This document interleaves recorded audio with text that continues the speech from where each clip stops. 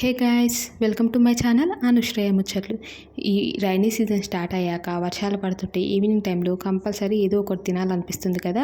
మరి ఇంకెందుకు ఆలస్యం, శనగపిండి బజ్జీలు ఎలా చేయాలో చూద్దాం. ముందుగా 1/2 kg శనగపిండి తీసుకొని అందులో 3 టేబుల్ స్పూన్స్ రైస్ ఫ్లోర్ వేసుకొని, బియ్యం పిండి వేసుకొని, ఒక ఆనియన్, పసుపు, కారం, ఉప్పు, సోడా, అల్లం వెల్లుల్లి పేస్ట్ వేసుకొని ఈ మిశ్రమాన్ని ఫస్ట్ పొడిగా ఉన్నప్పుడే బాగా కలుపుకోవాలి. అలా అయితే ఉప్పు కారం అంతా పిండిలో ఈవెన్గా కలుస్తుంది. దెన్ నెక్స్ట్ వాటర్ పోసుకుంటూ నేను చూపించే విధంగా కలుపుకోవాలి. మనం పిండి ఎంత బాగా కలుపుకుంటే అంత బాగా బోండాలు వస్తాయండి. ఈలోగా మనం ఒక వేరే ప్యాన్ తీసుకొని అందులో ఆయిల్ పోసుకొని బాగా వేడి చేసుకోవాలి.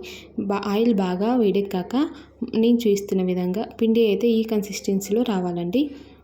ఆయిల్ బాగా వేడెక్కాక ఇప్పుడు నేను చూపిస్తున్న విధంగా చిన్న చిన్న బాల్స్ లాగా మనం ఆయిల్లో వేసుకోవాలండి.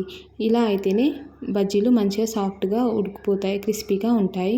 అండ్ పిండి మనం ఆయిల్లో వేయగానే పైకి తేలితే బాల్స్ పిండి సరిగ్గా కలిపినట్టు, లేదంటే అందులో ఏదో తక్కువ అయినట్టు అండి. మీరు కూడా ట్రై చేసేటప్పుడు ఒకసారి చూసుకోండి, బజ్జీలు అనేటివి పైకి తేలుతున్నాయా కింద కడగంటిపోతున్నాయా చూసుకోండి ఒకసారి. అయితే ఇంతే అండి.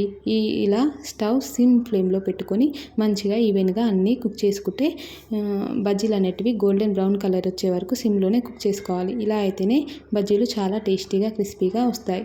ఇంతే అండి. ఇలానే ఉన్న పిండి అంతా వేసుకుంటే వేడి వేడి బజ్జీలు రెడీ. ఈవినింగ్ టైంలో మంచిగా టీ తాగుకుంటూ కూర్చొని తింటే ఆ టేస్టే వేరు కదా. ఇలా ఆనియన్స్ పెట్టుకొని తినడం అయితే నాకు చాలా ఇష్టం. మీకు కూడా ఇలానే ఇష్టమైతే కామెంట్ చేయండి. Please do subscribe to my channel.